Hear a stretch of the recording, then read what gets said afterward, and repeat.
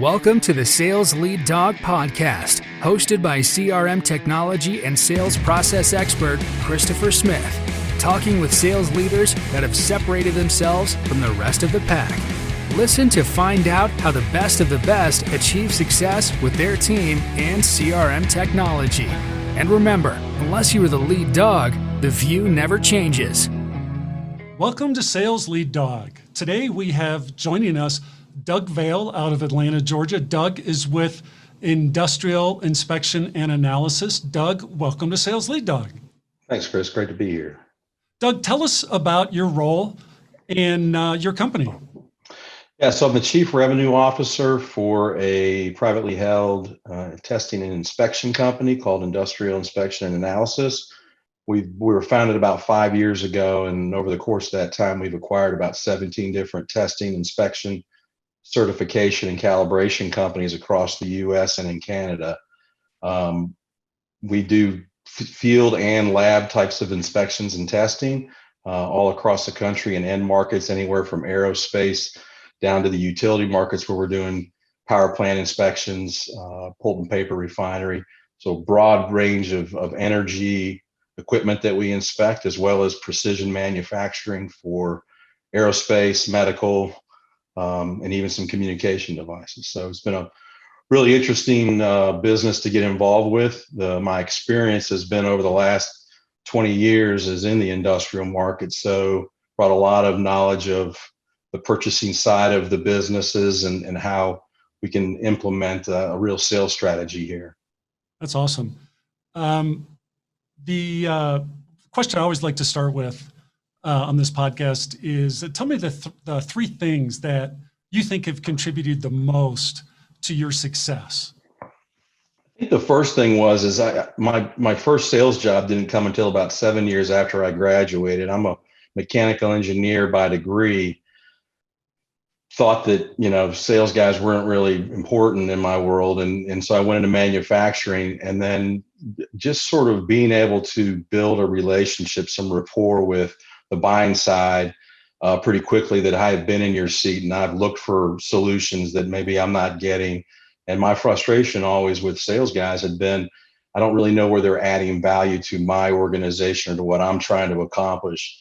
And the great thing about my first sales job was it was a really innovative welding technology company that allowed me to go into the industries that I worked in and now serve and provide them with a linkage between here's some options that you may not even know exist. And I was able to quickly build that rapport. And then I think the other piece too is discipline. That, being an engineer, we like regimen, and we like things to follow a schedule and a process. And even though, right out of the gate, it was a struggle. I mean, anybody who gets into sales and doesn't have those struggles is really quite fortunate in my mind. But I think we all suffer a little bit, but having the discipline to get up every day, practice my messaging, practice my craft, and get better and better at it. And then over time, I found that I got a tremendous amount of confidence, not only in front of customers, but within my own organization to help us, strategically start maneuvering through the world of sales. And so I look for that in people that I hire too, is looking for that kind of track record of discipline and confidence and belief that they can get anything done given the opportunity. Right. I know several engineers that have had very successful sales careers.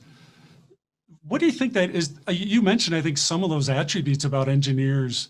Do you think there's more, or there's something about engineers and the way you guys approach things that make you such great salespeople? I would like to believe that. I generally find more engineer and sales engineers than I find salespeople and engineers.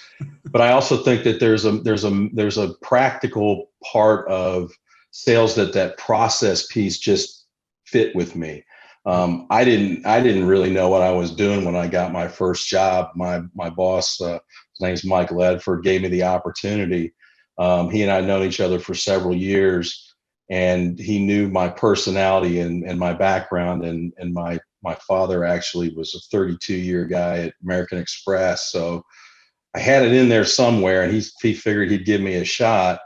And then what he did was allow me to sort of figure my way through what that was. And I was able to, take a lot of what he taught me and then put a process together so that if I put steps A, B, and C together and I didn't get result D, I could go back and look at maybe along the way where that fell apart, what I didn't do as well as I could have, or where I missed the mark with one of those steps. And so I don't necessarily like to call sales a process, but if you don't understand the breadth of what the process looks like, you can't really go in there and coach and learn from it as you move through it. You're either developing somebody or in your own career trying to be successful. Right. You mentioned earlier about really one of the keys that you think you're so successful is that you're able to really come from your customer's perspective, or you've been in their shoes. For new salespeople or people getting into that industry, how do you teach that, or how do you give them that skill? Every company that I've worked for and implemented a sales strategy, the messaging has always been the biggest focus that I have in the first 60 to 90 days, and really making sure I understand where their value is. And it's interesting in a lot of cases where maybe the ownership or even the CEO of a company believes that their value is, and having to kind of reprogram them that their messaging might be we need to modify that a little bit, because that's a little bit more looking at who we are versus what we're doing out. And for a sales guy to be able to go out and provide that value for a customer rather than, kind of what's in it for us, has been transformative. And this inspection company, when we got in here, the CEO and I got here about the same time, a little over a year ago, and we were both looking at it, and we both believed like the things that we do day in and day out actually are what protects lives. And it's not just inspecting a boiler tube or this little widget over here that they're building. It's about making sure that something doesn't break later on and wound, or worse, another human being. And when we got the whole company together and we're talking about what it is that IIA is going to be going forward, they embraced the concept. They embraced the fact that we are all doing different things day in and day out, but with one purpose, which is protecting the lives of those people that go to work every day and making sure they get home in the same condition as they left. And that just resonates. And so when I take a new salesperson, if you give them that kind of, this is what we're really about, and Right. make sure you understand this when you're standing in front of your customer, I think the verbiage and the vocals that they project are a lot different than, let me figure out how I can test your boiler tubes or your turbine or whatever it might be. Right. Which really, that's not going to resonate like we're about saving lives. That's Right. a totally different perspective, and that Completely. helps people. Yeah. Thinking back to your start in sales, this is one of my favorite questions to ask people. What do you wish you had been taught back then? That it's going to be tough to start with. I really thought, because the funny thing is, one of the funny stories that I get to tell about my career is, before I even took the job, Mike invited me in to sit in a sales meeting with all his guys. Right. And they were at different levels. They had been there different times. And I thought, well, man, surely I can do this. Look at these bunch of knuckleheads out here, right? Like I'm sure I can do this and I can be successful. Well, that first year I was all about going out and presenting to whoever would listen to what I had to say. Right. And I was crushing it. But the one thing I wasn't doing was I wasn't paying attention to what they were saying enough, and truly listening to what they're offering up is, I need your help. And I was just so proud of myself presenting that I forgot to go ask how I can help them and provide a solution. So Right. I think that, having the discipline to know there's going to be some struggles and it's going to take some time, but then also really learning how to listen a little bit better and act on things that are really their customers begging you to help them or offer them some guidance or assistance. And I was just missing it completely. So there's Right. that opportunity for everybody. Oh yeah. Yeah. Tell us about your transition from sales into sales leadership. How did that happen?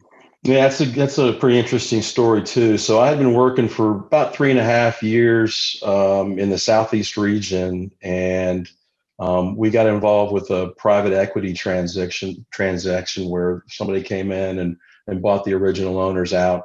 And my boss we're going to get a bigger role within that new organization.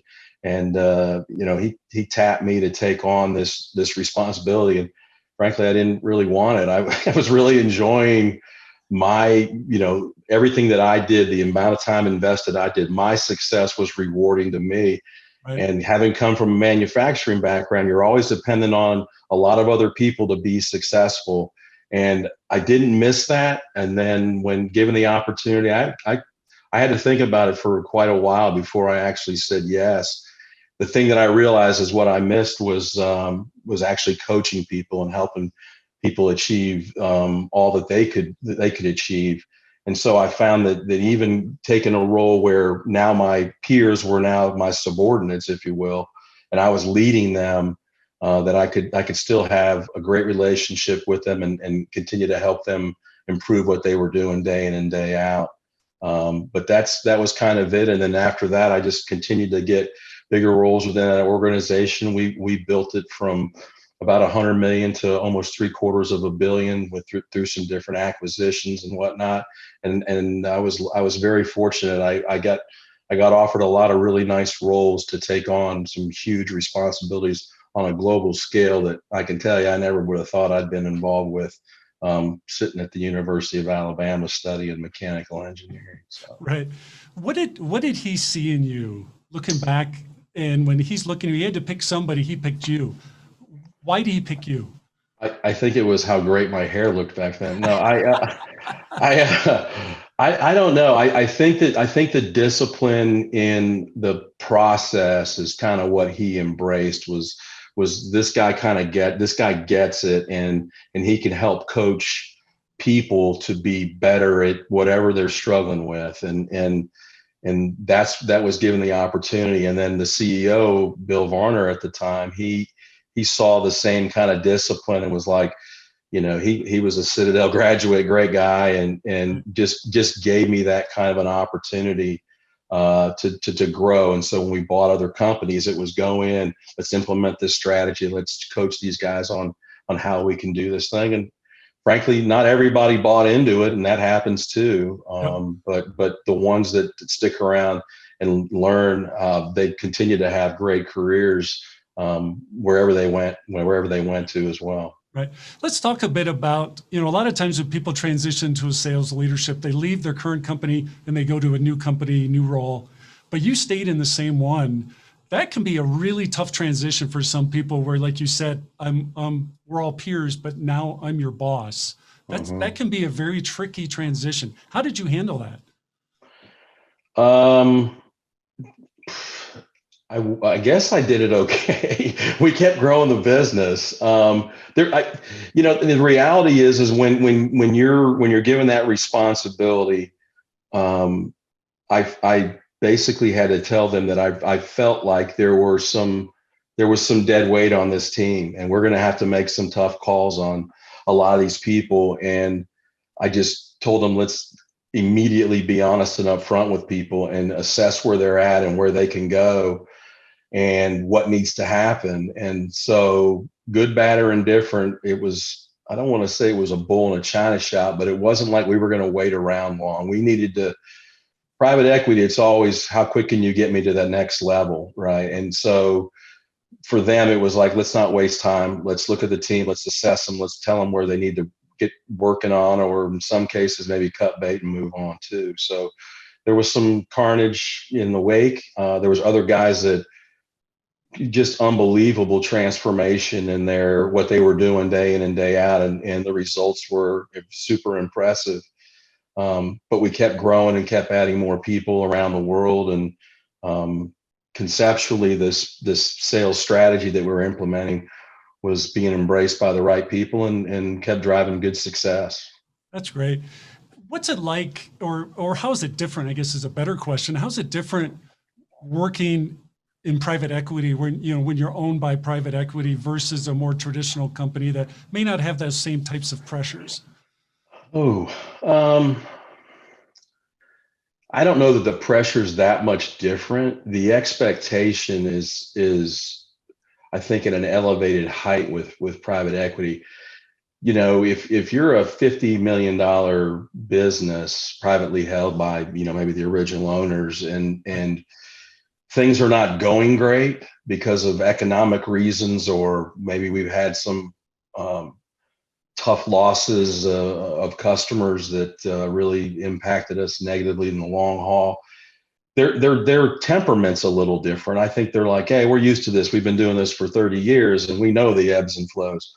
Whereas private equity, the pressure is pretty intense on a day-to-day basis. That we're always looking for ways to grow. So something like a COVID, like we've had this year, totally unexpected. Nobody's ever had practice on what to do here, and it gave my organism, my team, me, pause to really rethink how we do things day in and day out, and what are we going to do differently, and try to churn that maybe a little bit quicker than we would have if we were just a $50 million whatever now. So I think that the speed and response is heightened at that level because you have a lot more people interested in what's going on and how we can do something different and better.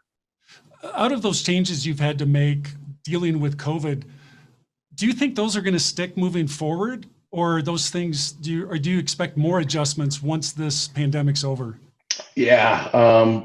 If you can tell me when the pandemic's going to be over, Chris, that would be great insight. I would really appreciate My that. crystal ball here. Yeah.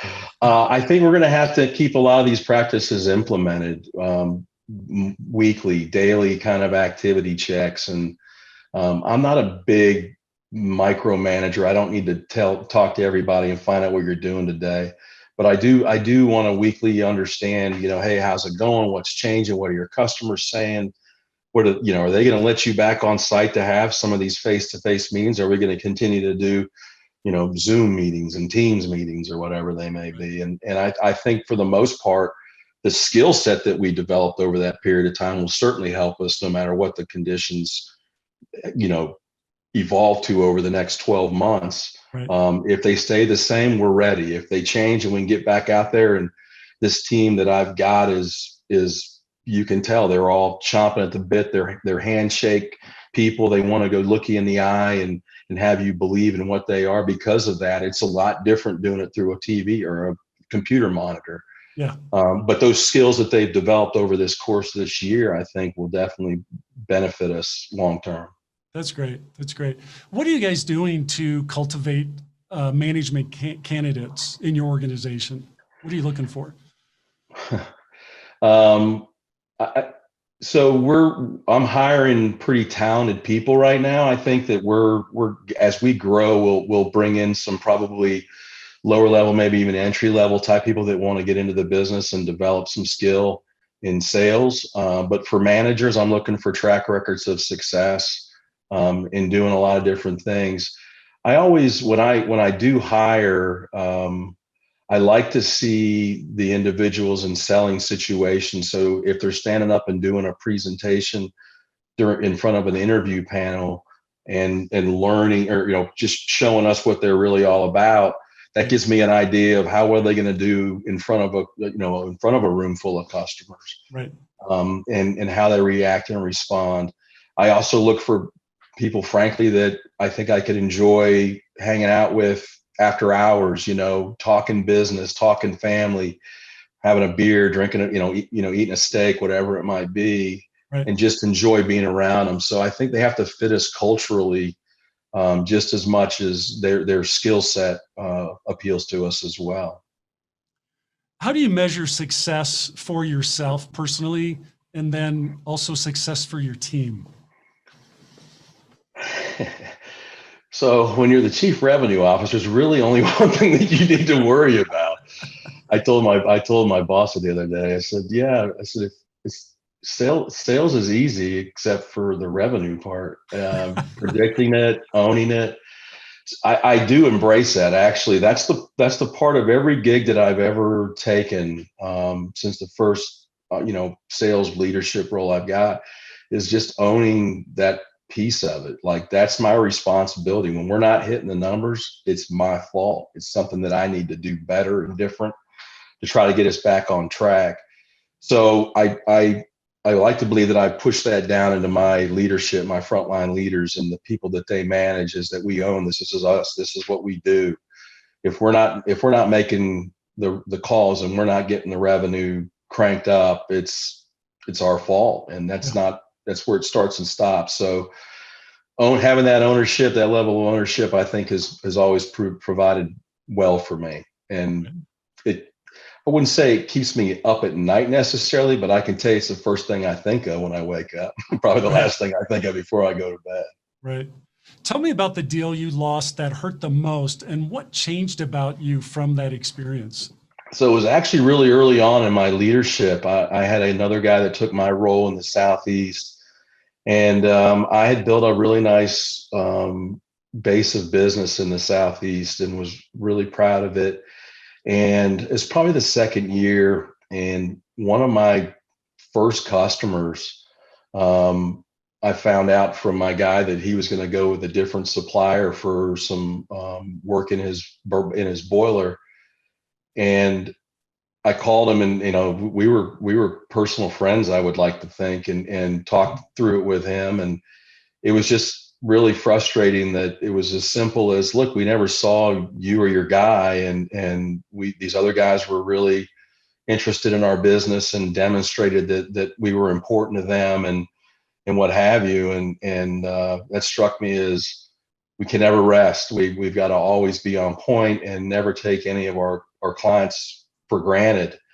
And even if it's as simple as a phone call or a card or an email or whatever it might be, just to touch base and let them know that we're here for them when they need us. That was a really important thing. And frankly, that's how I grew my region, was planting seeds and then just kind of following back with people. And one of the biggest deals I ever got was not one that came up during a meeting, but it came in about a year later. And it started off as a $60,000 deal and turned into about a $4 million deal. So, but it had nothing. It wasn't because of what I said the first time. It was just, hey, man, I want to be here for you, and just staying in touch with them. So I always value that and appreciate salespeople that keep those kinds of relationships always around and alive. Do you share that story with your team? More often than you would know. Yeah, I think they all have to hear it, because we've all lived through one or two of those. I've got to believe that. So I think when you share stories, you always hear like, yeah, I had something like that happen, and somebody actually might have even a better, worse story than mine. Really, really affected them. So how do you keep rejection in perspective and communicate that skill to your sales team? The new guys. I got enough people that are fairly thick-skinned. I think they're fairly seasoned, this group here. Whereas, some of the other companies I've taken on roles with some newer individuals, and there's a lot of frustration. And some, you can coach them up and you can help them through and help them figure out maybe why that it's not really working out, or what we're doing differently, or what we should be doing differently rather, and helping them get through that. But a lot of people have bailed. I've seen a lot of potentially talented people that just can't handle that, and they end up going back to whatever they were doing before. And I'm not knocking what they were doing, but they might have given up a little bit early. And I have a similar story, right? That first year where I was so busy, I thought I was doing all the right things, and you look down and you got $0 of revenue to show for it. Right. You got to kind of keep that in perspective and say, look, it takes time, but we're going to help you get through this and make it happen. Yeah, that's awesome. Let's start talking CRM, one of my favorite topics. All right. CRM, do you love it or do you hate it? Oh, I don't know how you run a complex sales organization without one. I can tell you that. I've seen the good and the bad of them. But without it, I don't know how you have any kind of predictability to your business to help make really important decisions, like, do we hire the next 10 guys that we need to go do all this testing and inspection and those kinds of things. So I think they're hugely important. Yeah. So In terms of your role as CRO versus maybe a role of VP of sales or sales manager, how is your perspective or use of CRM different as a CRO versus the different sales leadership roles? Well, so it encompasses all the sales and marketing, right? I mean, I think that's the big thing is that my responsibility is to every dollar of revenue generated. And so to have a CRM where the sales team is actually managing through it. And oh, by the way, marketing is populated information and leads and information. And oh, by the way, there's also a lot of relationships that are owned by operational people. So regional managers, lab leaders, lab managers, having all that information into a system where we can constantly communicate with the customers or give them updates on what we're doing as a business, let them know that we just acquired this other lab that now provides this service that we didn't have previously. So having all of that responsibility to grow the revenue is probably the biggest difference. Having a sales manager who focuses on that blocking and tackling aspect of the field guys all the time versus somebody who's kind of looking at it going, we got to keep communication going. We got to update our social media. We got to update our website. We got to manage all this information out there. It's a little bit different, and thankfully I got a great team that helps me keep it all together. That's awesome. Thinking back over your entire career, what was your biggest struggle with leveraging CRM technology and supporting the sales process, and how did you overcome that? I think sometimes the expectation of what the CRM can actually do and how it links to the other pieces of the functional business. And I've seen a lot of cases where we want to try to make sure that our ERP system and our CRM, they talk really well together. I've never seen that work out very well. And so I think that it's almost as, I don't know if it's as important. If someone comes up with one, I'm all ears. Yeah. But I think we have the CRM as kind of, here's our future, right? Where the ERP is showing us what our history has been. And right. Those two things not necessarily should never touch or cross, but there's separate systems to tell us how we're doing, what we can do differently, and where we can improve. And the CRM is just always kind of that lightning in the front that we need to have driving everything forward. Right. Because you have such broad reach as CRO, what advice do you have for another CRO that might be having difficulty aligning the technology leadership to better support the sales and marketing functions? Man, the hardest thing is, so when I got here to IIA, we had a CRM in place, but it wasn't set up with a sales management, customer management really in place. And what is this going to look like when we're really implementing it well? Right. So what was the long range? It was more of like, we want to be able to see how many activities are happening and quotes and stuff like that.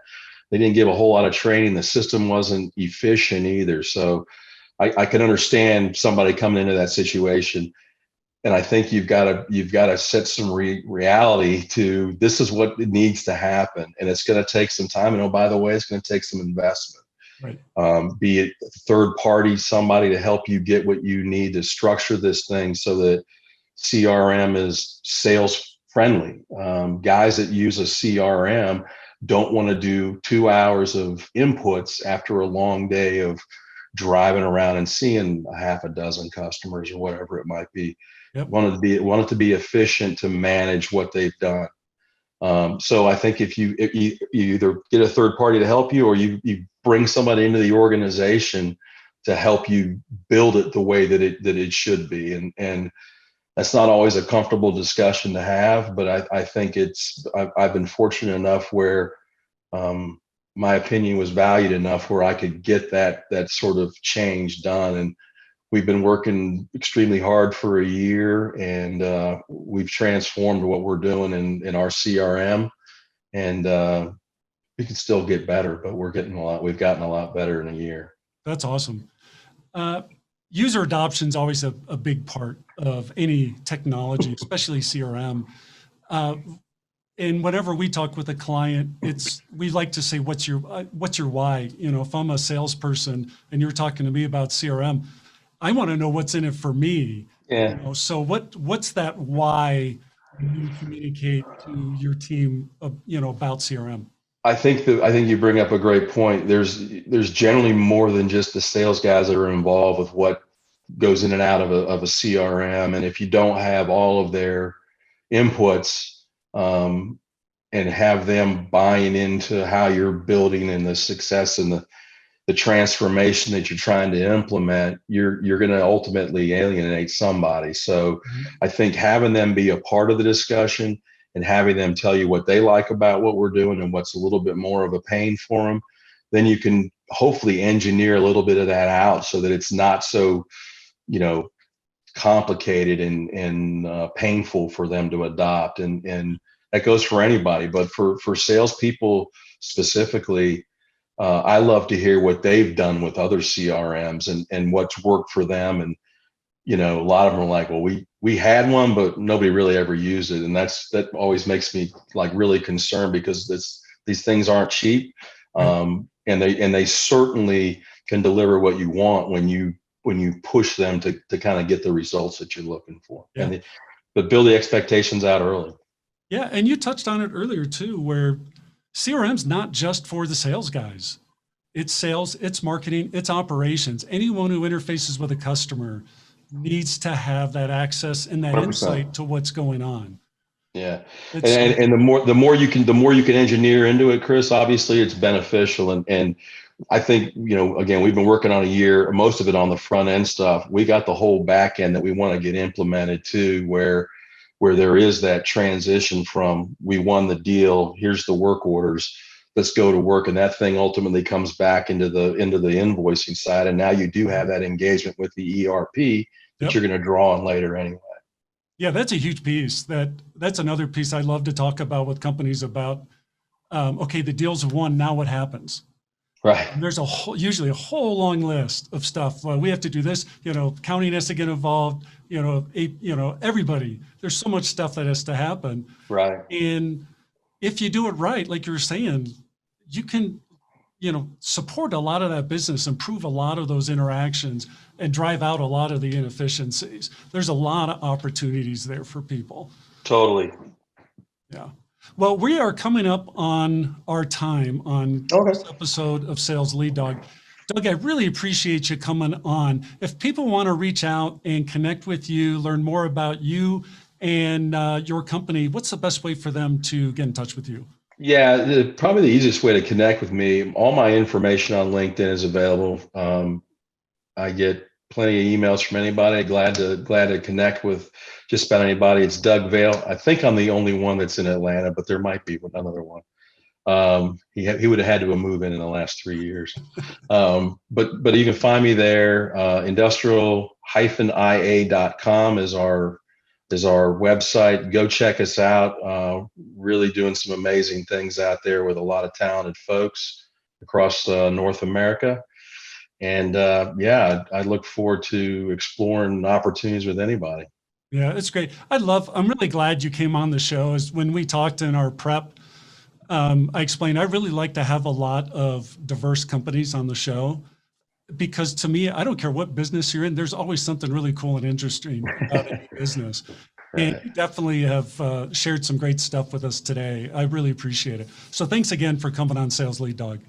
Chris, I'm really glad you had me, and you guys do a great job. I think the webcast or the podcast you guys are running is fantastic. I've enjoyed every one of them. Awesome. Thank you. As we end this discussion on Sales Lead Dog, be sure to subscribe to catch all our episodes. On social media, follow us on LinkedIn, Facebook, and Instagram. Watch the videos on YouTube, and you can also find our episodes on our website at impellercrm.com/Sales Lead Dog. Sales Lead Dog is supported by Impeller CRM, delivering objectively better CRM for business, guaranteed.